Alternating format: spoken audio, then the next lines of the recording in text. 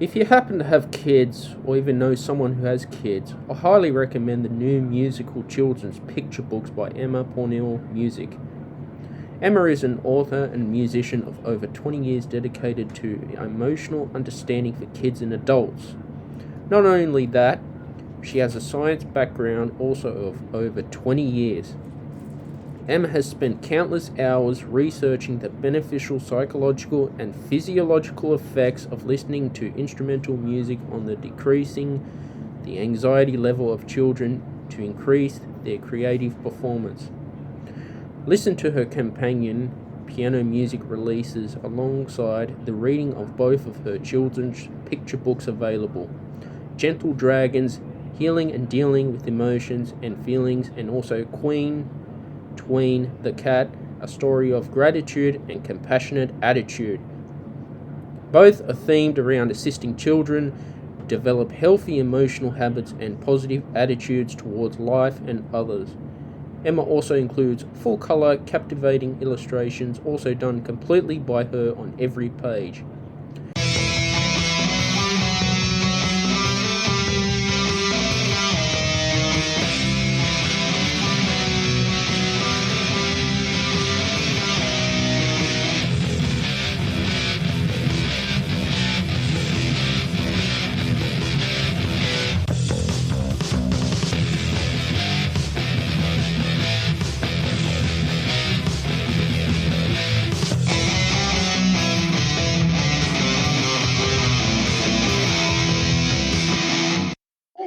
Belinda White, how are you? Welcome to the podcast. Hi, Stephen. Nice to meet you. Hello. Nice to meet you. And how long have you been on Insight Timer for, and what's been your journey with the app? Well, before I was a teacher on Insight Timer, I was actually a user. So I was using it to time my own meditation sittings and listening to other meditations and so forth. And then I realized that some of the meditations were just like not for me. So I recorded meditations and sent them into Insight Timer about 4 years ago, something like that. Mm-hmm. The types of meditations that I wanted to listen to. So ones that didn't have like any kind of too much movement, ones that were very soothing, ones that used your mind to visualize relaxing. Mm-hmm. And I sent my recordings in as an offering, really. And then they were accepted, and I just continued doing that. So quite a few years, really. No, and it's awesome. You're doing live yoga as well. I also practice yoga too. Are you a yoga teacher by trade? Yes. Yeah. I'm a hatha yoga teacher. Mm-hmm. That's really good. Now, it's cool that the app's doing live yoga as well. I know. Well, it's just kind of grown. It started as, a few small options and even a small number of teachers. And then it's just kind of like got a life of its own and gone global. And then now the live sessions where, you're given a platform to teach all over the world, which is incredible. And because we had lockdown as well, most yoga teachers just stopped what they were doing because, you couldn't go and teach in a building. So if you were not up on your technical kind of cameras and sound, you had to quickly become knowledgeable about those things. So I think it really pushed some teachers into learning about things that they would have probably just kept on the back burner for forever, maybe. Yeah, exactly. I mean, technology's come a long way too. You got all these yoga apps as well. I was using one called Down Dog for a while. Then I got one called Pocket Yoga. But yeah, as you're saying, a lot of studios in Australia to close down as well, so no yoga classes could be held. Obviously, Zoom took over as well. How have you found yourself teaching yoga where you are in the UK? Well, I managed to get all of my class, which a lot of them are kind of like 50 and over, like right up to 80, to also become more technical. And, for them to use Zoom was just, it would have been unheard of. But they knew that it was the only way that they were going to be able to carry on their practice. So I was able to get the majority of my class online. Mm-hmm. And then I was taken on Insight Timer as one of the live teachers as well. So I just blended them. I just took the Zoom class and steered them towards Insight Timer. So I took my clients there. And to be honest, I've not looked back. It's been actually a really positive experience for me because my goal really is to teach as wide as possible. And I would have never have reached that number of people or that many people with my work. So I've just really got excited and ran with it. And then just, keep learning about getting the sound to be better, getting the camera to be better. And then adding different classes like the energy classes that I would never hold an energy class in a building because, you might not get enough numbers. But when it's out there on Insight Time and you're working globally, you're able to deliver an energy workshop, which has just been so exciting. No, it is. I remember coming across it in 2018. It was just a very small app at the time as well. And look how far it's grown now, Belinda. It's amazing. Yeah, I know. And still growing. It's the sky's the limit, really. But I was checking out your profile. You had you did a talk about a vision board, which is pretty good. I shared that in my Law of Attraction group as well. That was a good. Was that a little podcast you did? The vision board is actually one chapter from my book, but so I just recorded the chapter into a talk so that would help people, because the vision board has been incredible for me. It's been ridiculously accurate at times, to the point that I realize you really have to be careful what you put in your vision board, because it will turn up literally. So sometimes putting more detail into your vision board so that because there's a perception of what you want. So just a random example, say that you said that you didn't want to drive yourself around anymore. You wanted to be driven. You wanted to have a chauffeur. And if you put that on your vision board, you could end up where you have a flat tire and then someone has to physically drive you. So there's all different perceptions that can be interpreted when you put it out there. So I realized that the more specific you are, and as well on that vision board talk, realizing that you don't have to own everything. Like I once wanted to own a forest. I was thinking, it'd be so cool to own a forest and to live in a little cabin in the forest. And I was looking at plots of forests that were for sale. And then I realized there's forest land all over the world, and you can go and camp and stay in forests everywhere. You don't have to own and have the same forest. So like this week, I'm going to stay in my camper van in the forest near me. And when it gets to about 4 p.m., There's no one there. Mm. So it's literally your forest. You're cycling around.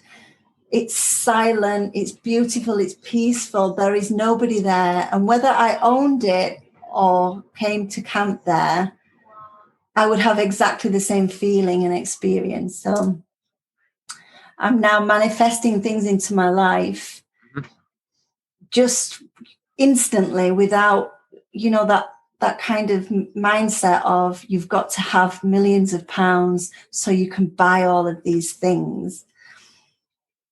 You don't. You can have everything. You can have the same experience without owning. Mm-hmm. No, did you watch the movie The Secret by Rhonda Byrne? I read the book a few years ago. I didn't see the movie, but I read the book. And it's fantastic. I've read lots of work, like Esther Hicks, and I couldn't get the law of attraction really as clear as it is to me now. So that's why I wrote the chapter in my book of the vision board, because if you're waiting for the right opportunity to be rich, there are other ways, so, and again, it's interpretation. It's how you interpret having the things that you want. Exactly. No, everything's done with interpretation these days, I guess. There was one thing you were saying in your talk about the vision board about, renting properties instead of owning them as well, which is interesting. Tell us more about that. Yeah, so I kind of thought that if I owned these great big sprawling properties, my time wouldn't be really spending much time enjoying them, because the more you own in life, the more you have to maintain. So maintaining staff, maintaining security, maintaining gardens, pools, all of those things, really what I witness is that the richer people are and the more they own, the more busy they are and the more miserable they seem to be. But when you rent places like this, you get to walk in, live the dream, experience everything that's there as if you own it, but then you also just get to hand the keys back and walk away. So you don't have all the baggage that comes with it. And not only that, you could stay in many places that way on a much smaller income. So that would be, to me, like owning 10 sprawling properties. And so that's what I do. I sometimes camp, sometimes go into the wilderness and have the hiking mountain experiences that was on my vision board. But then if I want to stay in a more lavish experience, I don't have to wait until I've made $1 million. I just go and rent them. Airbnb gives you the opportunity to go and stay in these incredible locations. And if you don't have the budget to rent them, you can even group up with similar-minded people and share.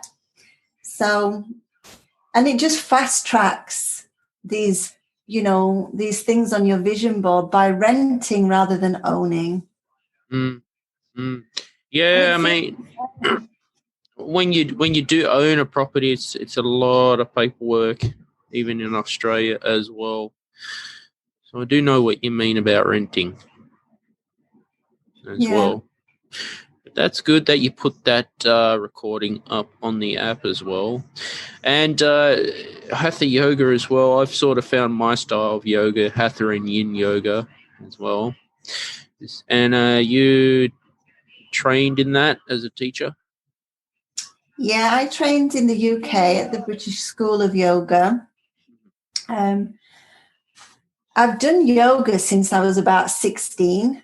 And I've just continued to do that. And then I ended up, wanting to become a teacher and be able to put my own little style on it, because hatha yoga is like the root of yoga. And then all of the other yogas all branch from hatha yoga.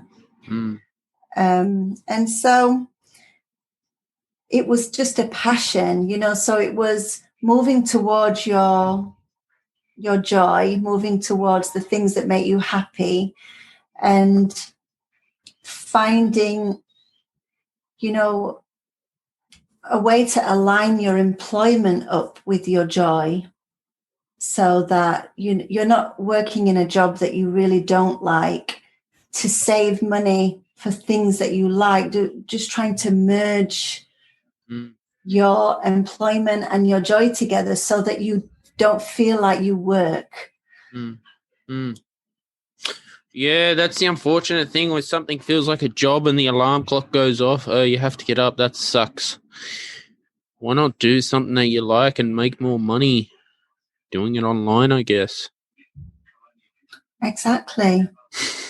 And, even being prepared to do things for free, because I really understand the energy of giving.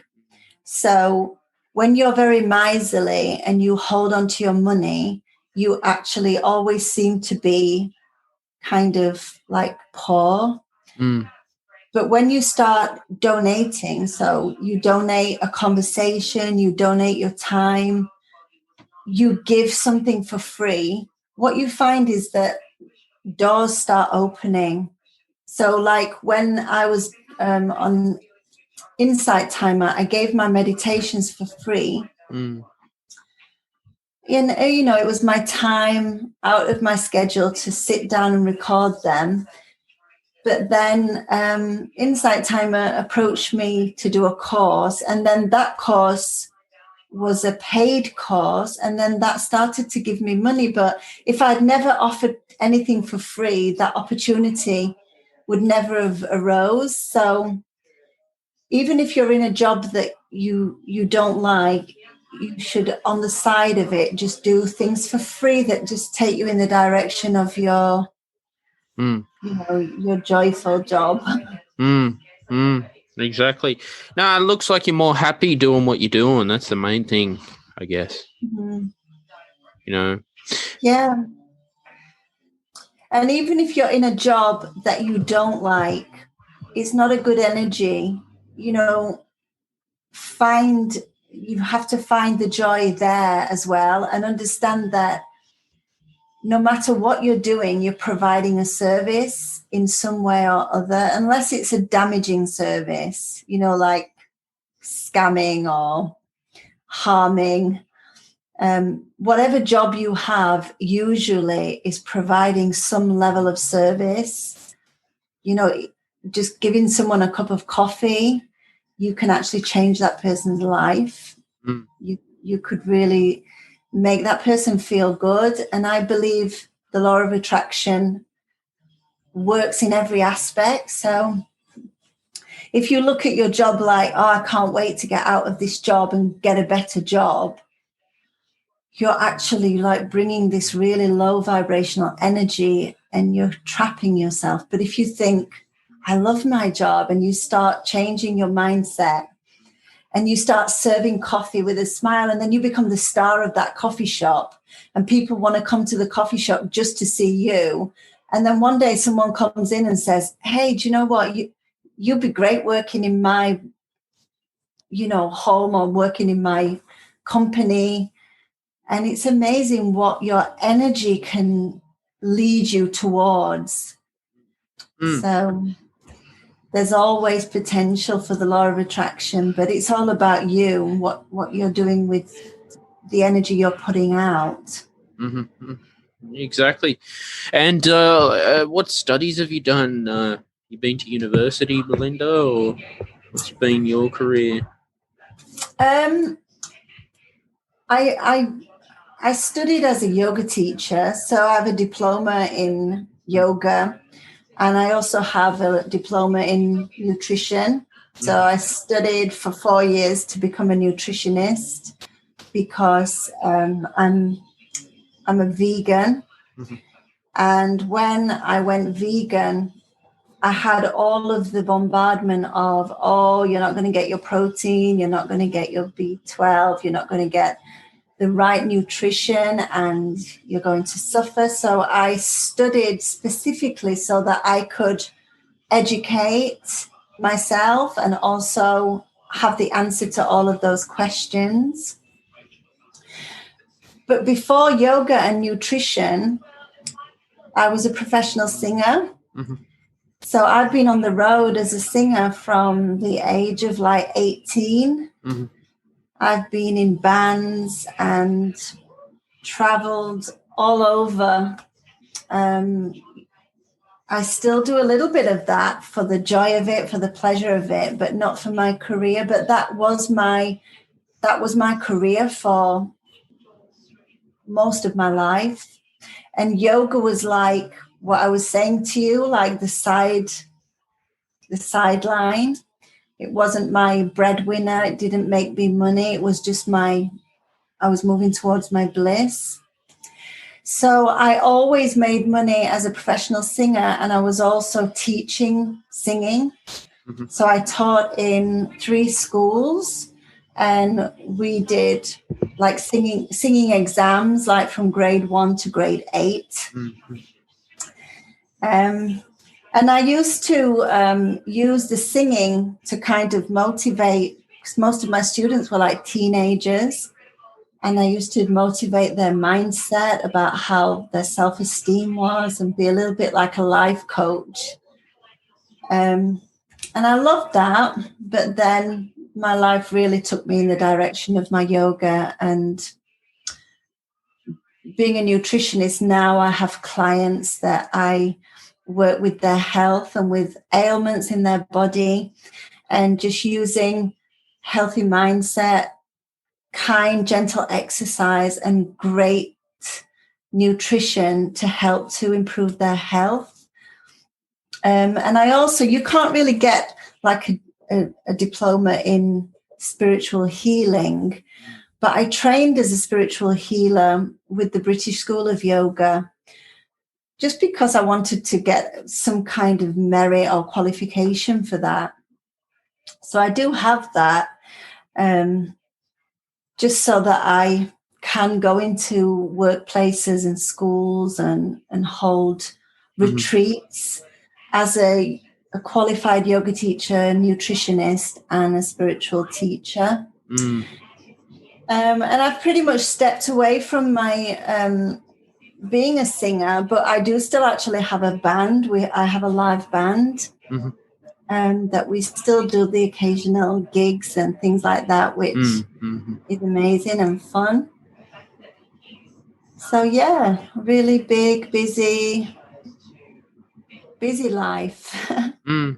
Yeah, look, I'm a amateur musician actually, so I've never been paid. I do have a bachelor's degree in classical, but never made it to the professional scene. So close enough. What do you play? I used to play the clarinet, but I compose. I write music for film and put them on my YouTube channel. So I decided last year to put all my stuff on Spotify, get my work out there. Amazing. Yeah, and your music is such a joy. And when it is given with love, that's a wonderful energy to put out there. And I think sometimes people, they really want kind of a financial reward for their work. But if you change that mindset to putting it out in a loving way, do you put your work out to Insight Timer? No, not yet. Oh, yeah, you should consider that. I've thought about writing meditation music, but the podcast, more concentrating on the podcast. Yeah. On my talk show lately. Brilliant. That's awesome. But I had Jason Stevenson on the show as well. He's a legend. Wow. So, yeah. And how long have you been doing this then? 6 months. So I just decided in November 2020 I was going to just do it, see how it went, Excellent. But no, it's you got to find something that you're good at as well. Mm-hmm. Because the music industry's been hit very hard. I know. Yeah, it's so strange because, I know that some of the musicians that I know, they're back doing gigs, but like people can't dance. People can't get up and dance, and the social distancing and the limitation on numbers. But hopefully, it's going to improve and change and, get back to normal. And music and entertainment is so important for lifting up the spirit, lifting up the energy in people. You can touch people with your music, you can move them, and it's just so powerful and exciting. And when I was working with children in school, some of the kids were really badly behaved in their kind of academic studies. And the head would say to me, "Oh, this student is really, like a bit rude and obnoxious." But then when they came to music, just something lit up inside of them, and they just felt so like they were in their place. And it was so exciting to watch as a teacher that some people are just not academic, they're just creative. And it was lovely to see. And they weren't obnoxious and rude to me. They were just really shy and sheepish and nervous about their music. And, I feel like it's all connected: music, spirituality, meditation, artistry. It's all like connected. Yeah, also going to a live concert too. I was looking back at some of my previous concerts I saw a year or two ago, and I was like, miss those days, Yeah, me too. What was the last person that you saw?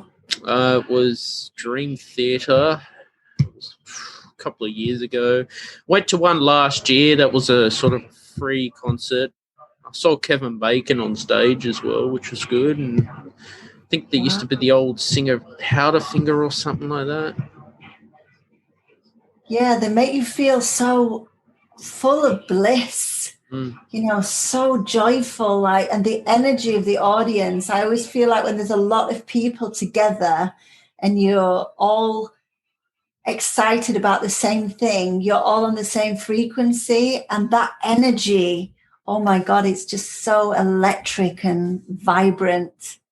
And I feel like we are quite tribal beings, that we enjoy being together and being joyful. And, this is really disconnected as this experience of like staying in our homes and things. So it'd be amazing to get back. And I think we'll appreciate it more. We'll be even more excited. Yeah, you never know. You never know. Hopefully, I can go watch a live band again. It's a good night out of the house, Yeah, I can't wait.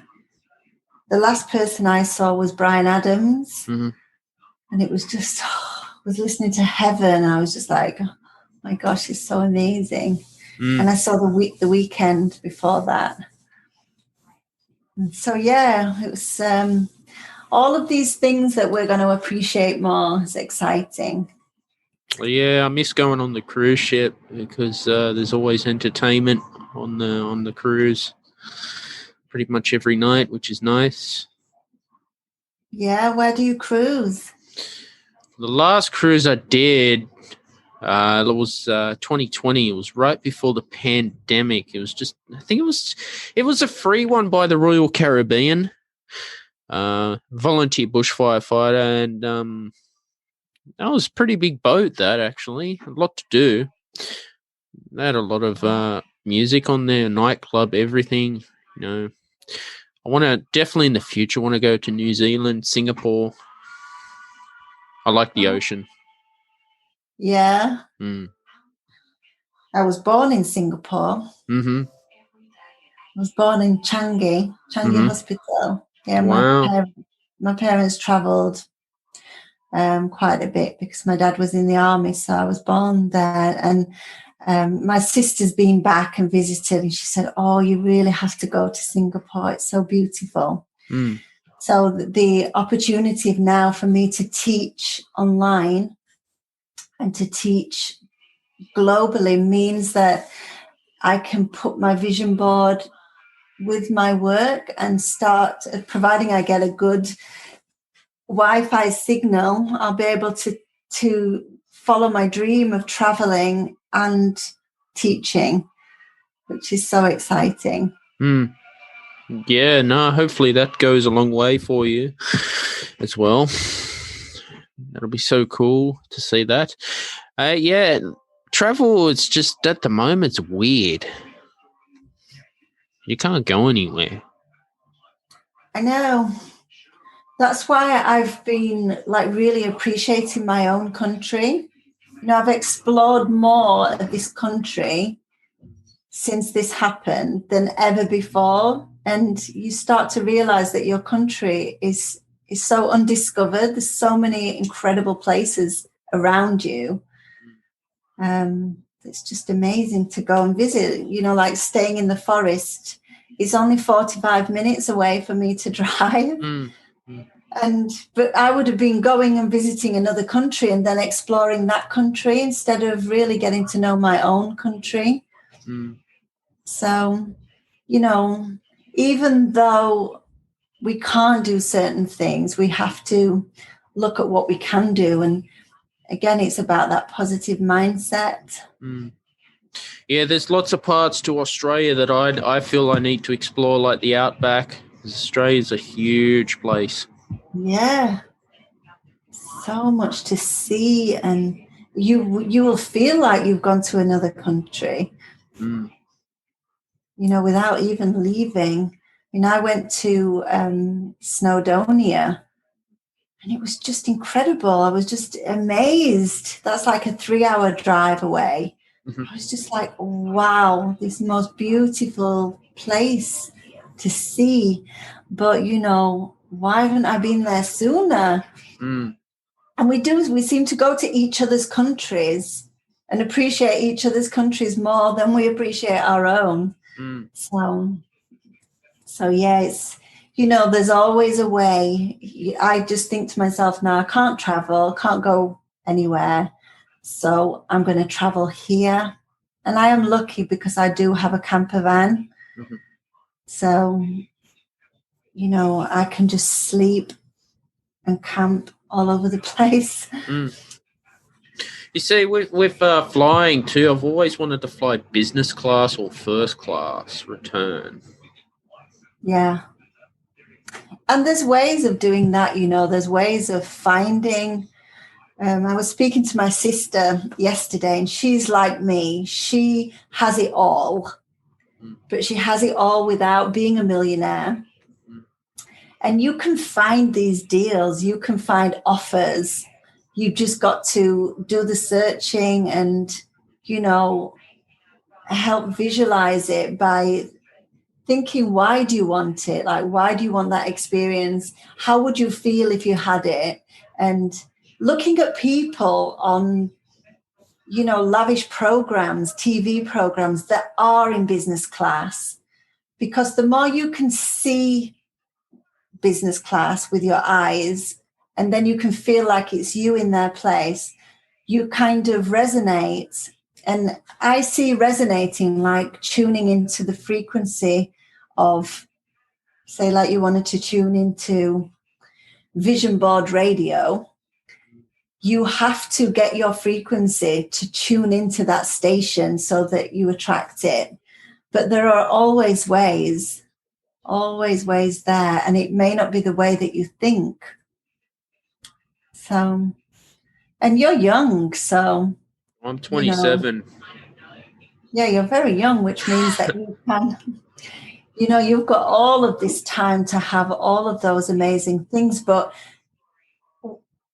the reason I wrote that chapter of the vision board was that I realized I was waiting for the big job or waiting for the lottery win so that you could have all those things, and then realize actually, no, there's other pathways to get them. Mm-hmm. It doesn't have to be that way.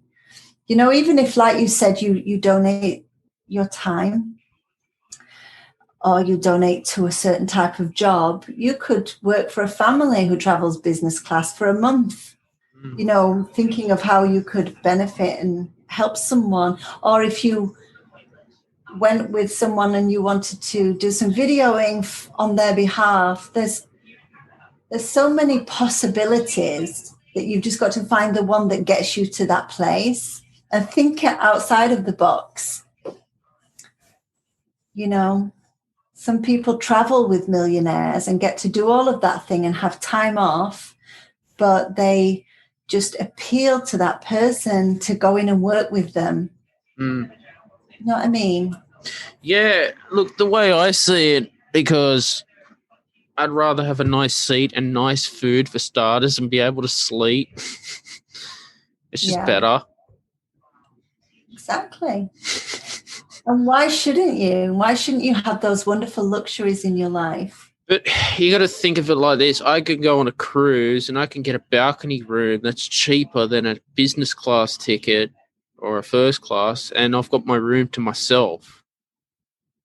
You know, I've got everything on the boat, you know, casino, nightlife, gym, track to exercise. Pretty much you can dock and get off. So I've found my preferred way to travel. Yeah. I know someone who had their business class ticket paid for them to get from A to B so that they could get to them. So, you know, they didn't pay anything at all.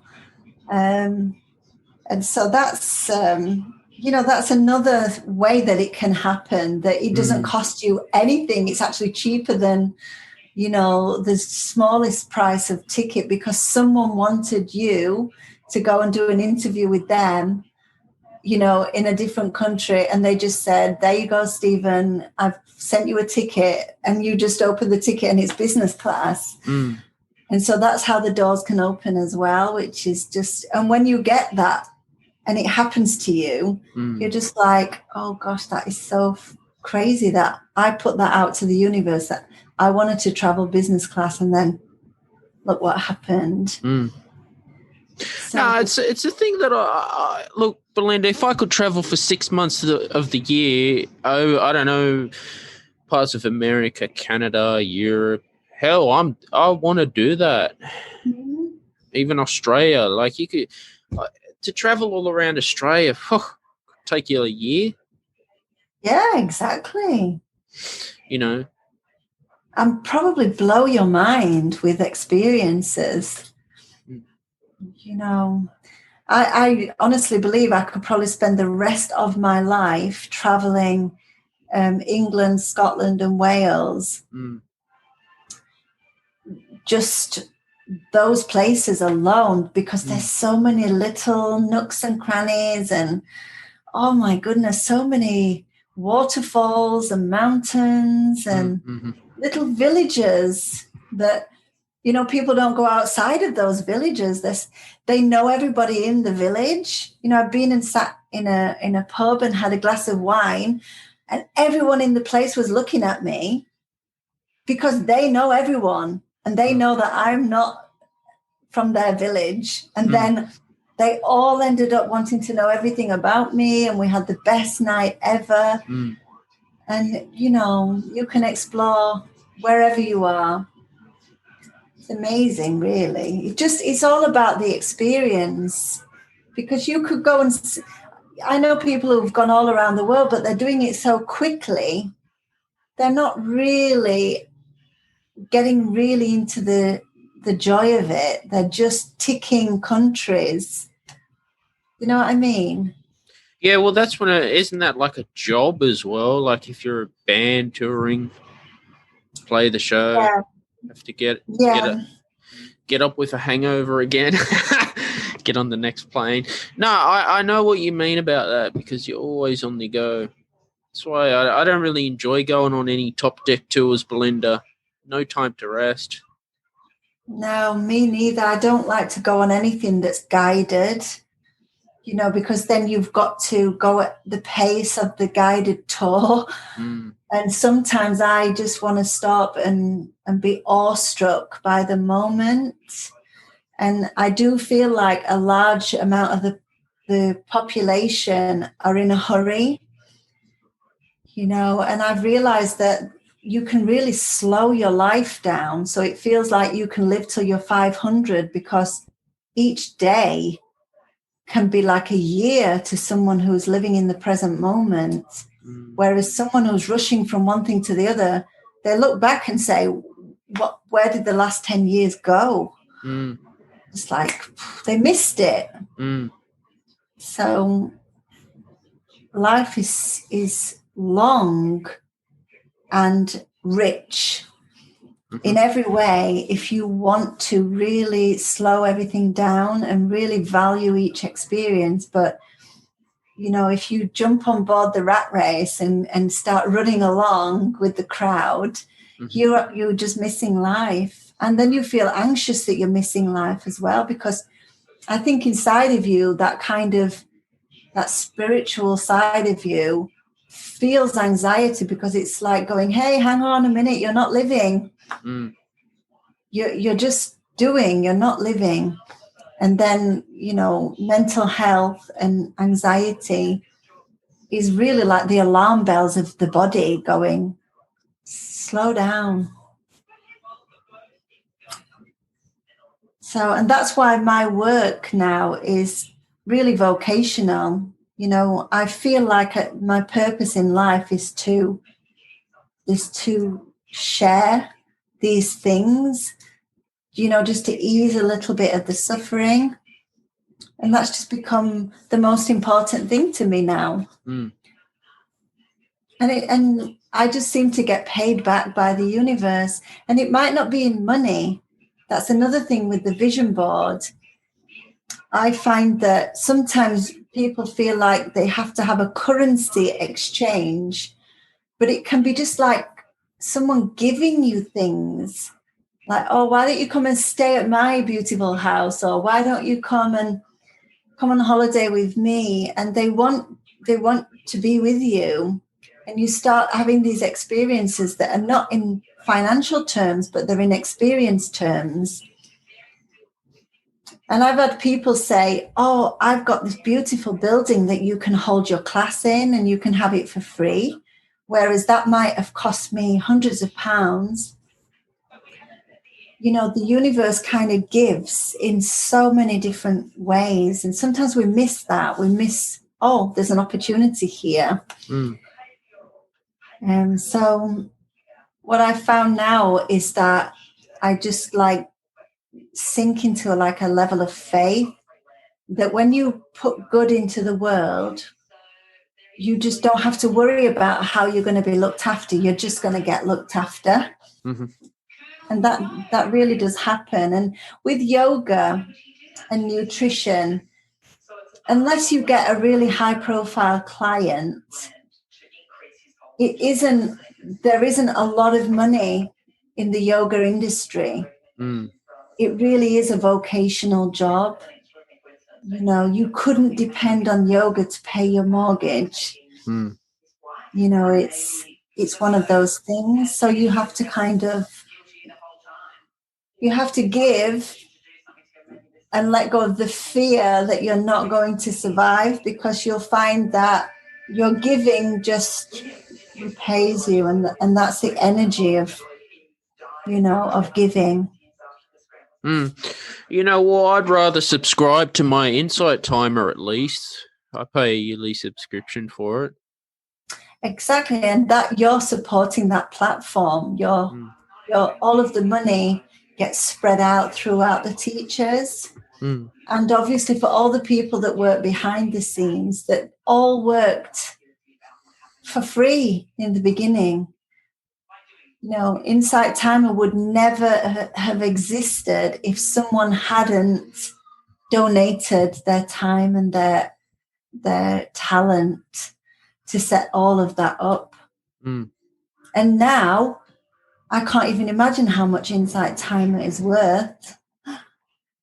And some beautiful genius actually started that from a state of pure giving. So that's how the universe works. The more you give, you're never too poor to give. You can always at least give a smile or give a conversation, even if you are hungry, poor. So and people don't think like that. They think, I don't have anything to give. I'm already poor, and then they keep running that story in their head that they're the victim of poverty. But I don't know if there was a program on Netflix where a man went around the world with no money. I'm rubbish with names, but he made a program on Netflix, and he decided to travel in this old car to see how many people would give to him. And he was a millionaire secretly. And the people that gave were like people that had like a cardboard box for a house. Wow. And they were saying like, oh, you can come and share my cardboard box. I will. And it was like in a shop doorway, and they shared their food with him. And then the ones that were too busy seemed to be the ones that you see on the street that have always got to the next place to go. No, sorry, you can't stay at my house. Like really suspiciously. And I just loved that program. I had so many moments of crying tears of joy, because the people with the least seem to still have something to give. And he rewarded them. They probably attracted him into their energy. It's incredible. Yeah, there's some interesting shows on Netflix as well. Yeah. So what's next for you? What are you going to be working on? I want to write another book about natural healing, like using a combination of mind power, kind exercise, and healthy eating. And I've been working with a lot of people. A lot of my clients will allow me to use their stories. So I'm going to build a book of natural healing stories to publish. I want to just keep exploring about energy healing and just keep the journey going. But I also want to keep manifesting my dream life. So I want to travel. I want to have more experiences. And I want to be able to vlog and share experiences with others. So, yeah, just really enjoying the riches of life and putting good energy into the world, putting good teaching, without really wanting to take money from people for my work. But the ones who can pay, do pay. So the ones who can donate, I find, really understand the good intention of my work, and then they do support me. So, yeah, just living the dream. No, that's good. And any more work from you on Insight Timer that you're going to publish? Yeah, I want to explore more different types of healing. So I'm going to be doing more recordings, more talks. I'm doing the maximum amount of classes that I can do at the moment, but I've also been getting stories back of people that have had good experiences from the energy work. So some of those will go into my book as well. So, yeah, just continuing to share, continuing to grow my own knowledge and my own wisdom, because, we never stop learning.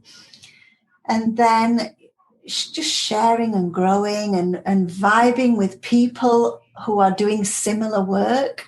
So making sure that I surround myself with books, videos of like-minded people so that I can keep the vibrations in myself, attractive and high.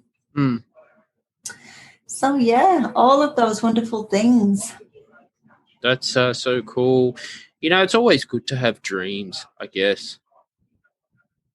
Yeah. Don't be ashamed of your dreams.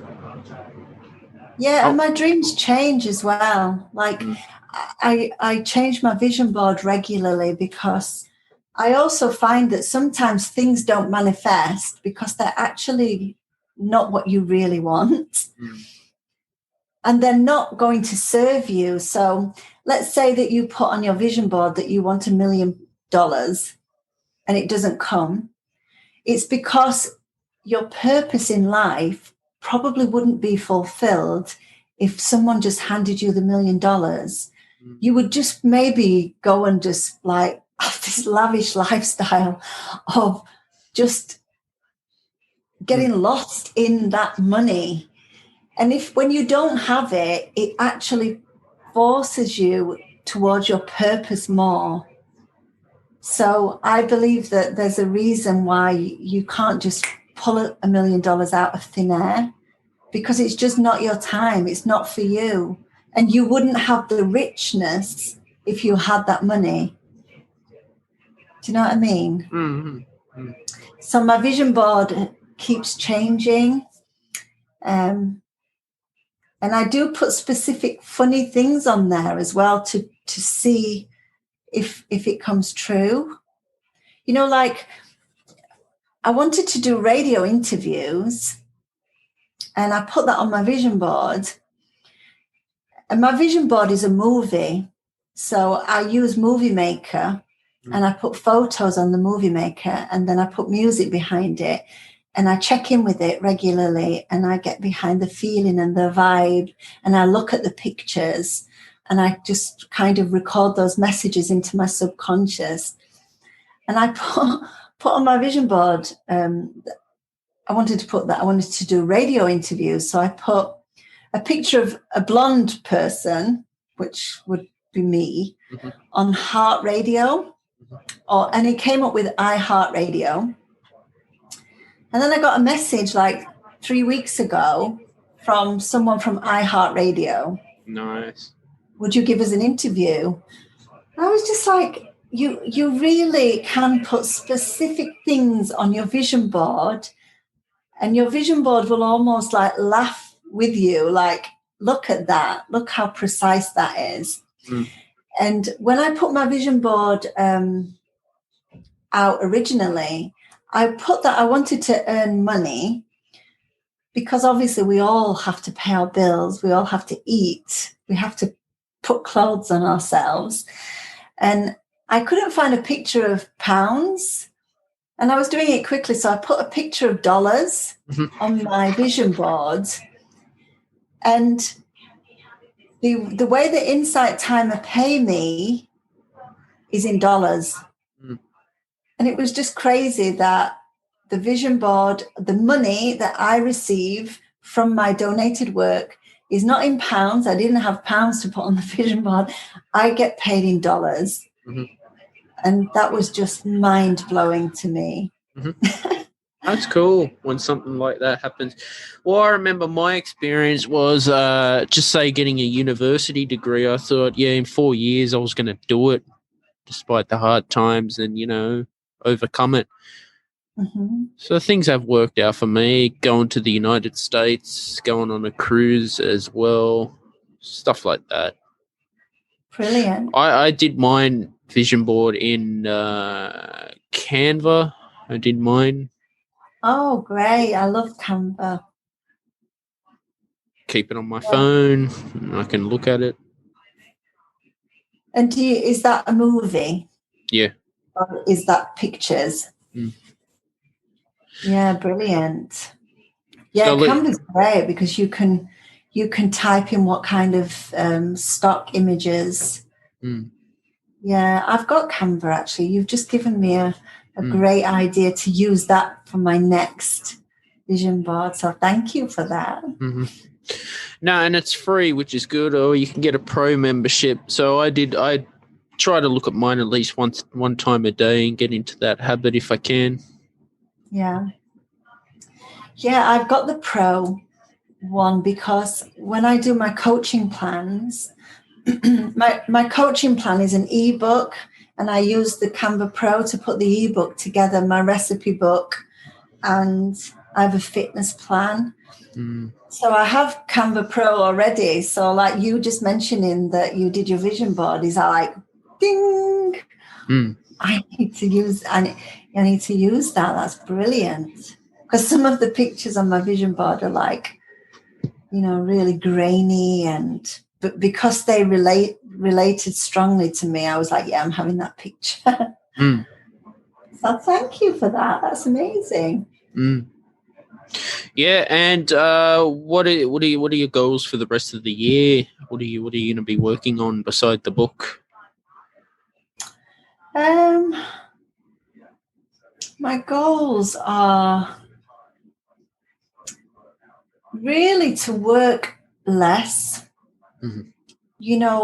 I really value my life experiences. So my goal is to work around 2 days a week. Mm-hmm. And to give really good quality work in those 2 days.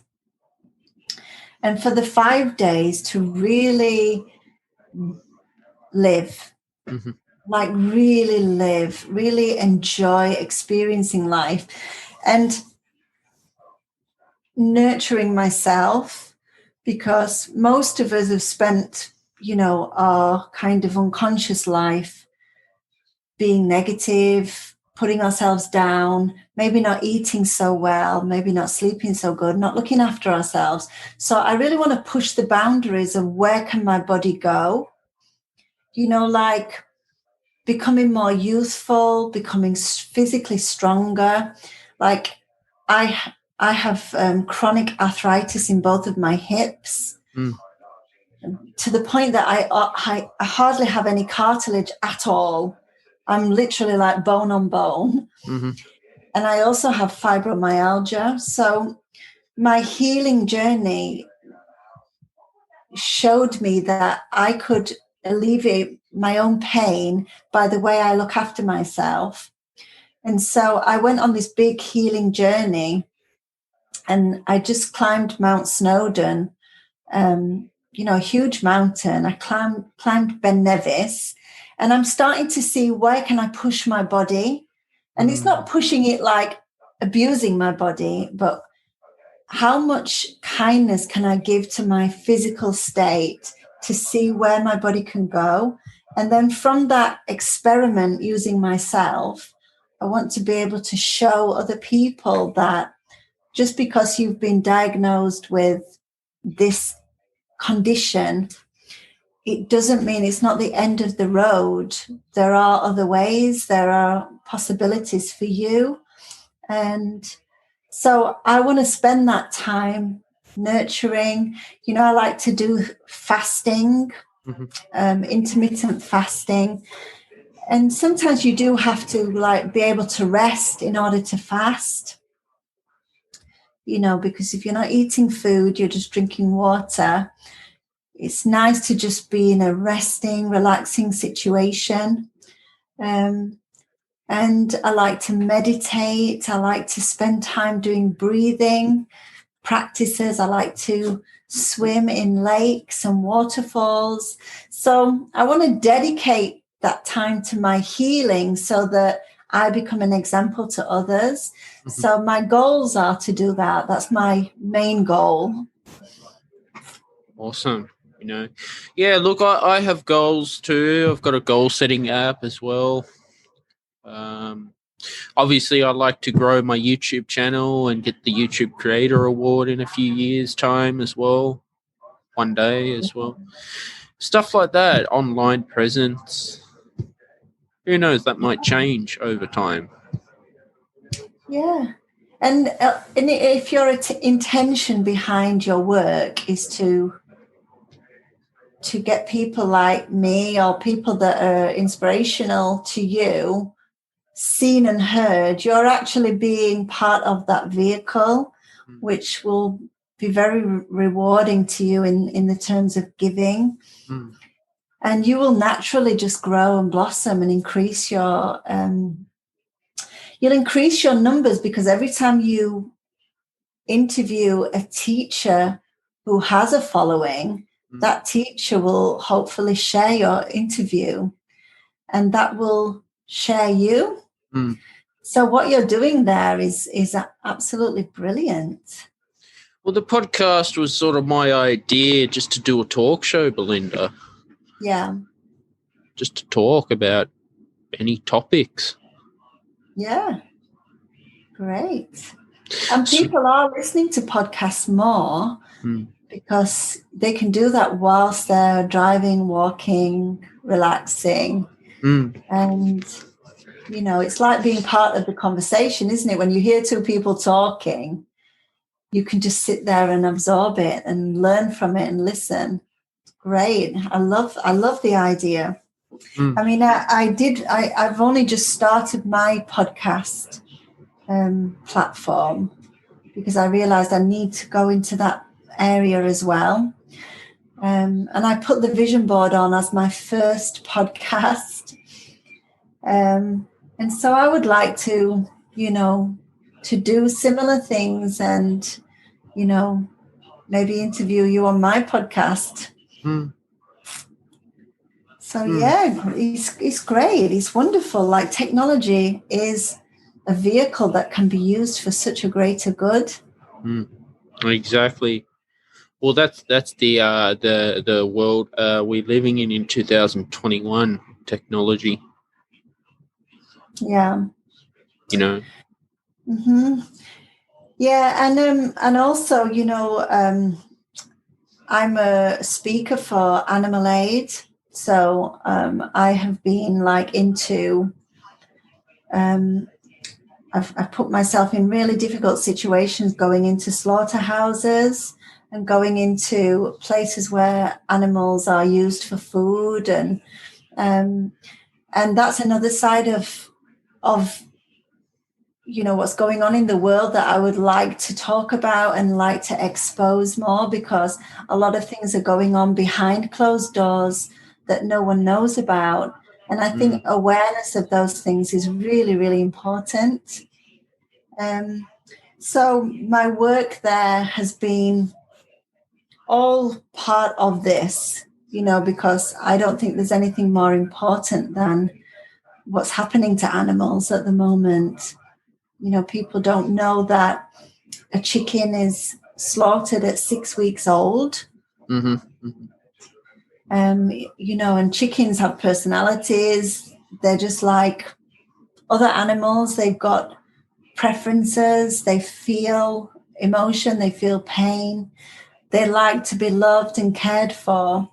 And then there's this whole industry of, you know, just bringing them from the egg into a shed without even putting their feet on the earth. And then the only time they actually see the sky or to feel fresh air is actually on the journey to the slaughterhouse at 12 weeks old. So when I became aware of that situation, I was just mind blown. I was like, oh my gosh, this is so painful and upsetting to be a witness of. And when I speak to people, they just don't know that. They're just like, what do you mean that's happening? Like, surely these chickens they have more of a life, or, you know. And obviously I don't eat animals. I don't drink the milk of an animal. So, and I'm strong, healthy, climbing mountains. So what are we doing it for? If it's not necessary, why are we participating in this cruelty that's unnecessary? So that really is a strong drive for me to educate. And so when I speak for Animal Aid, I get to go into schools and speak to children, because, we don't take our children to a slaughterhouse. They don't even know what they're eating. They just see it as a product. They have no awareness. Yeah, look, I've cut back on meat products myself. I don't want to upset you, but I do eat meat. Not quite often. The majority do. We've been raised to eat them, haven't we? We've been kind of socially conditioned that this is okay and normal. I like more white meat, like fish, like tuna, and just feel better like that. Mm-hmm. Have you seen the documentary Seaspiracy on Netflix? Have you heard about it? I think I may have. I think I know what you're referring to about slaughterhouses, but it goes on in Australia too. Yeah, it's all over the world. I mean, I was in a pig farm.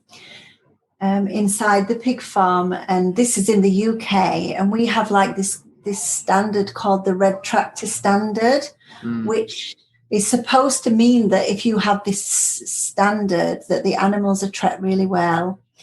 And what happens is they put the mother pigs into these cages, and they have food at one end, and then they do their mess at the other end. But they can't turn, they can't move, and they're on concrete, and they give birth to their little piglets, and they want the mother to stay there so the piglets can feed. And then when the piglets are 5 months old, they just go straight to slaughter. And then they just keep impregnating the mother. And to be inside there and to feel that energy and to feel the fear and the upset and, oh my goodness, I just feel like the energy of the suffering that we're consuming into our body, the spiritual energy of that is so bad. And then the suffering of our health, just kind of goes hand in hand with that, because that's the same as the law of attraction. We attract energy, and if we consume suffering, we're really attracting suffering. And when you look at what's going on in the world, our rates of illness and disease and pandemics, all pandemics come from animals. Flu, HIV, bird flu, mad cow disease, all of these, they all come from what we're doing to the animals. So it's kind of like an energy circle. So yeah, but Seaspiracy is one particularly about the ocean and what is going on. It's like a real gritty documentary about what we're doing to our oceans. So even though you might feel like, I move away from animals, but I'm eating fish, I think if you watch Seaspiracy, your mind would be like, okay, I understand what you're saying there.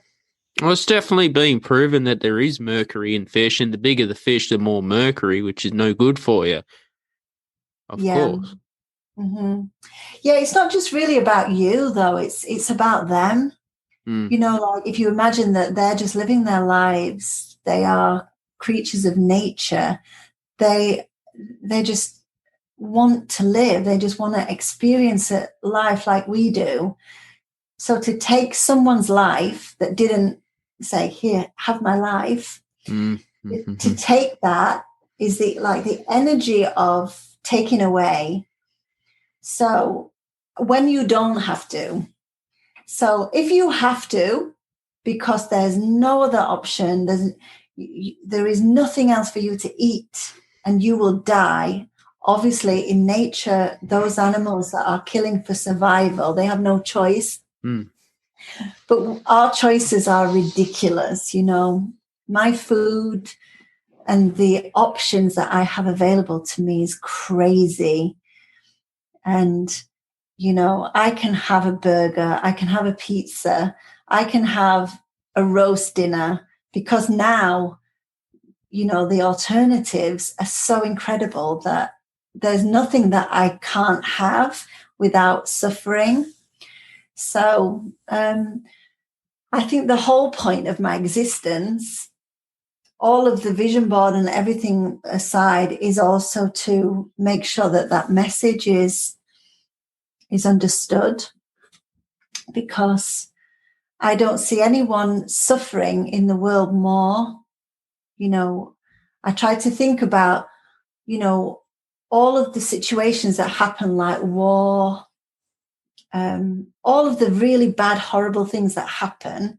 There's nothing worse than what happens to animals, because they're almost born into the hands of their murderer. Like, they come out of their mother straight into the farmer's hands, and he looks at them and thinks, I'm going to feed you up so that I can kill you. And they do not even have like any escape option. They're almost groomed to die. And I just can't think of any thing that goes on in the world at this moment worse than that.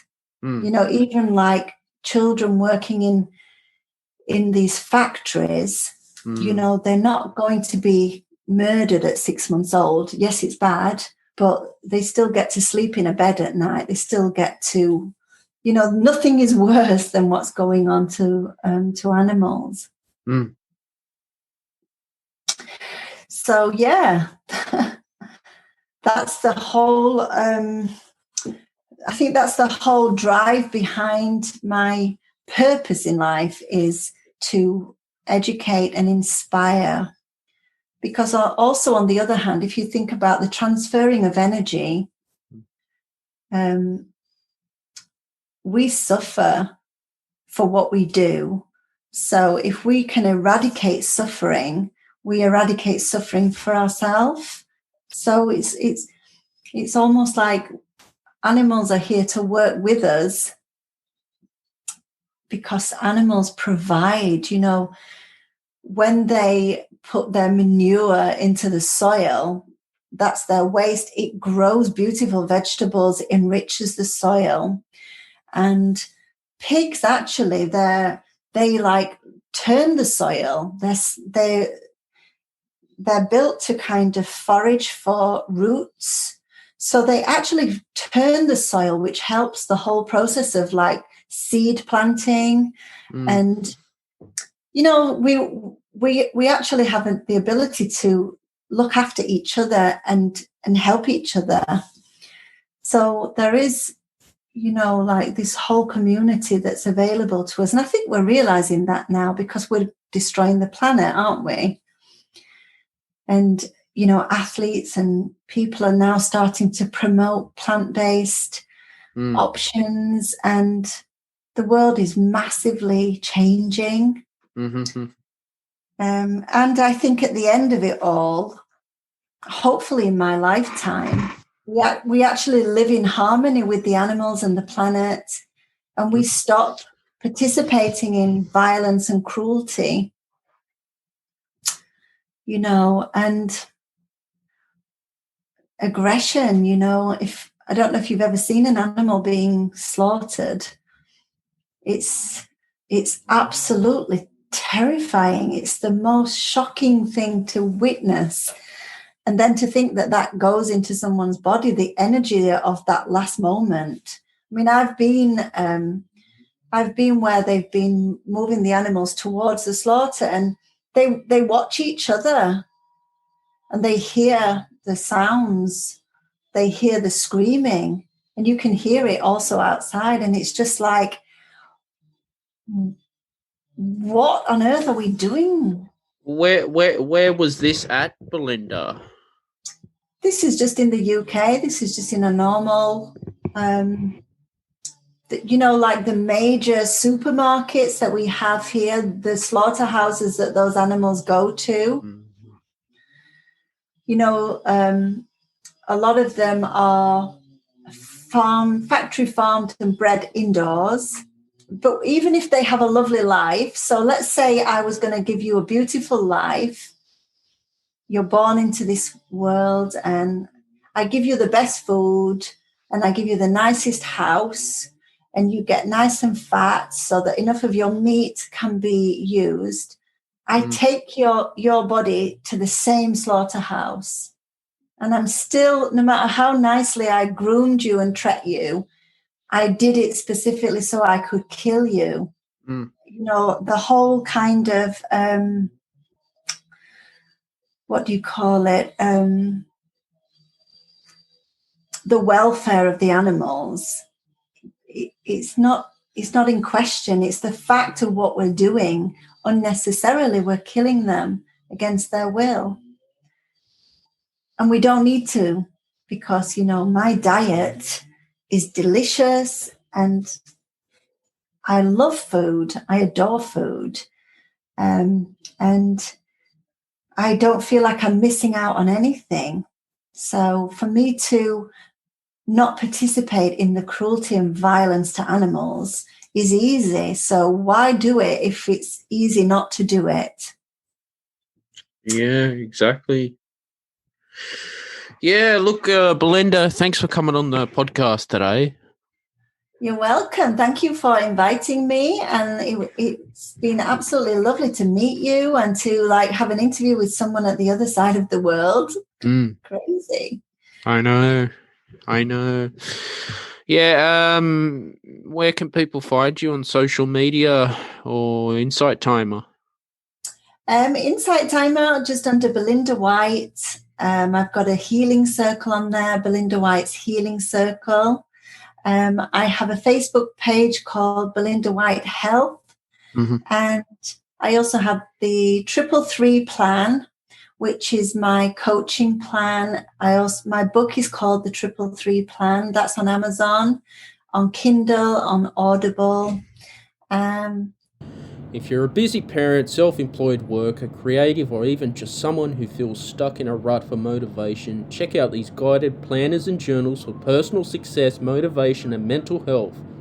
To start Balanced Mind, a guided planner for the overly ambitious, under-motivated, and anyone in between, is a 52-week planner that walks you through a healthy approach towards organizing and prioritizing your goals. It has an excellent format for ensuring that health remains a manageable focus too.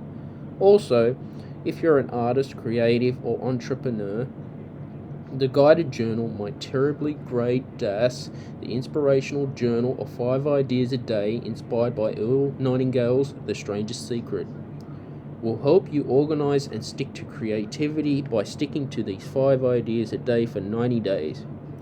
You end up coming up with 450 ideas. One of those ideas will strike gold for sure. I'll provide the links in the show notes for these journals. If you like what you see, be sure to subscribe to the author's email list to stay up to date on her new projects coming soon.